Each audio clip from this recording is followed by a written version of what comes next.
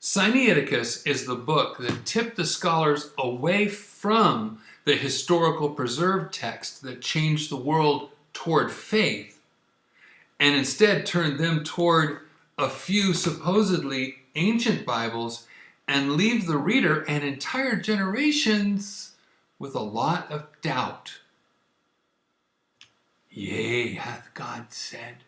It's practically the motto at Bible colleges and seminaries and some churches. I told you that I would show you what happened to Mark 16, 9 to 20, that they removed 12 verses and how we can know they did. Well, now is the time. I'm going to start by teaching you how a book is put together. Then I'll show you how they changed the book. You'll learn what they did, which scribe did what the end result was, and what we can learn from that. In a later video, I will build on this to show you how and maybe why Sinaiticus was faked. That's a tall order. Shall we get started? Hi, I'm David Daniels from Chick Publications. To write a book, we start with a sheet. Then we fold the sheet in half. That makes 2 folia. That's Latin for leaves. This is folio, leaf 1, and this is folio, leaf 2. So, each folio also has 2 sides. I used to teach my kids in elementary school to hold a book up what? To hold them up right.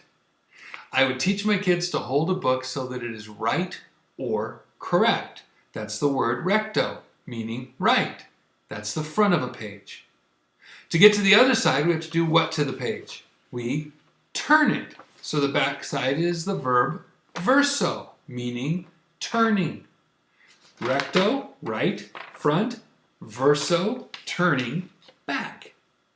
So we have one sheet, which is 2 folia, leaves, and each folio has 2 sides, recto the front and verso the back. 1, 2, 3, 4 pages. So, if one sheet is 4 pages, then 4 sheets are 4 times 4? 16 pages.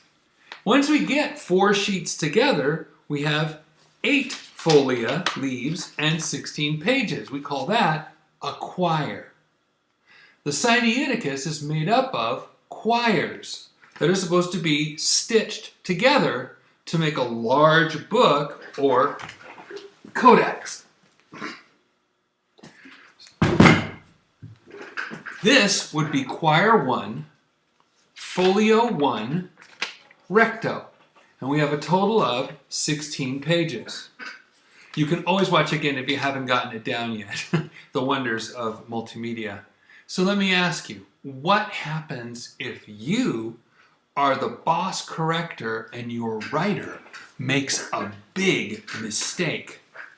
If it's bad enough, it's like when a kid raises his hand and says, "Teacher, I messed up my page.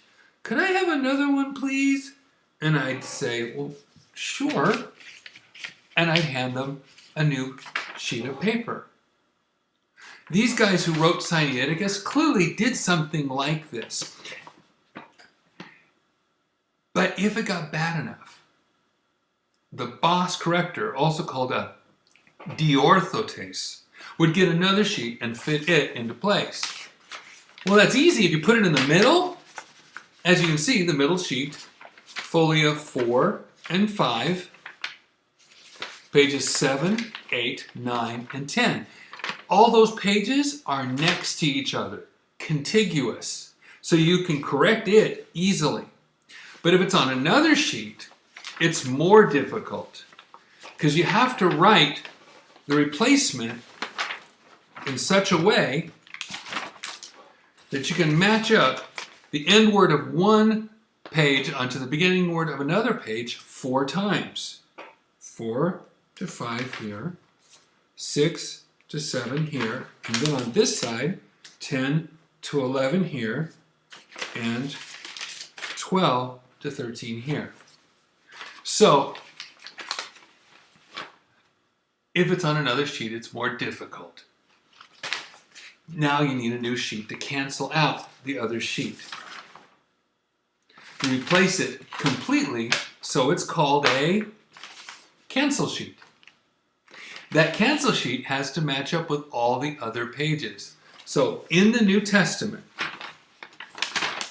there are 3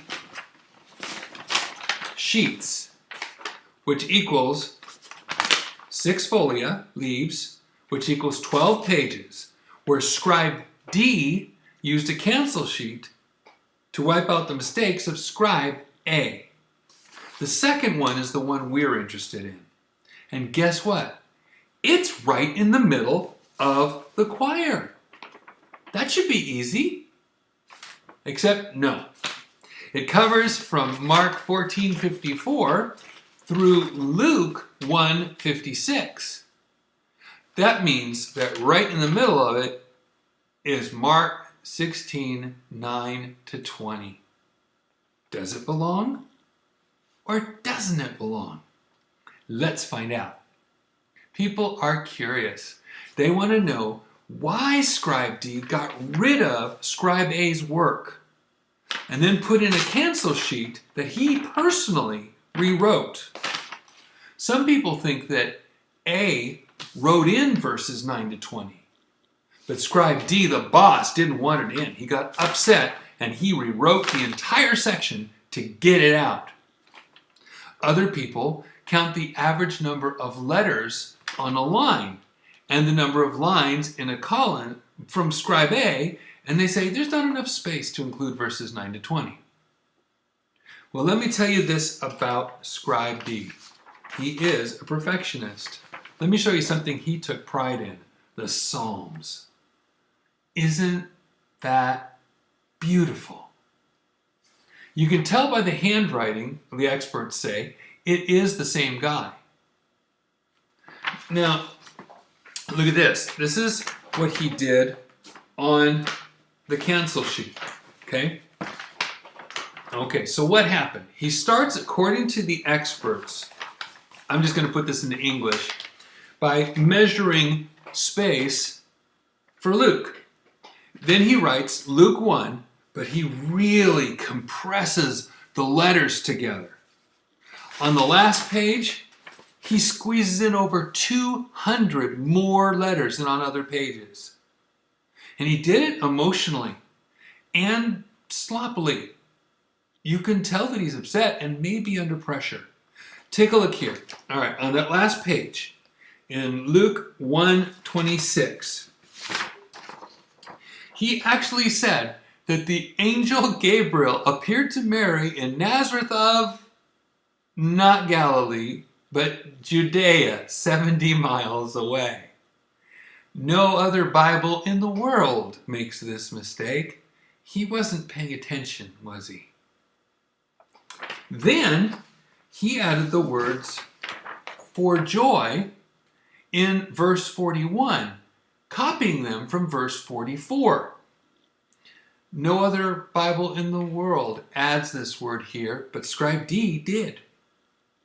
The goal of a scribe is not just to get it done, but to get it done right. Look here, 14 per line, 15, 14, 17, 14. See how he's squeezing those letters in there? But then once he squeezed in Luke 1, he went to work, according to the experts, on Mark 15 and 16. At what point in the beginning, he actually squeezed words again, but after he noticed his mistake, he quickly went the other way. Let me go to the verso side. He was trying to hide the fact that he was removing verses 9-20, but now he had too much space. What's he going to do? What else? Spread the letters out. So, starting at Mark 15:19, they got wider and wider as he realized he didn't calculate right in his haste. So he went way down in his letter count. See for yourself. Look, there's now 10 on this line. There's only 3 letters on this line. 9, 10, 10, 5, that's one word, 10, 11, 10, 4, 10. See? Very different, isn't it? So he moved down on his letter count. Then he wrote the ending to Mark, filling up a little space, but he still had almost an empty column. After such a sloppy job by this perfectionist, why didn't he just get another parchment and start over?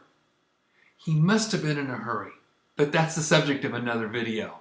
Look, as I told you, out of 620 ancient Greek manuscripts that have Mark 16, they all have 9 to 20 but 2. Codex Sinaiticus and the Roman Catholic Codex Vaticanus. And I think Sinaiticus originally had it. Scribe T got mad, made a bunch of mistakes, and under a time crunch in order to take it out. You know the result. After Sinaiticus was published, people all over the world started writing notes in their Bibles that a part of the Word of God didn't really belong. Some of you even have it in your King James Bibles.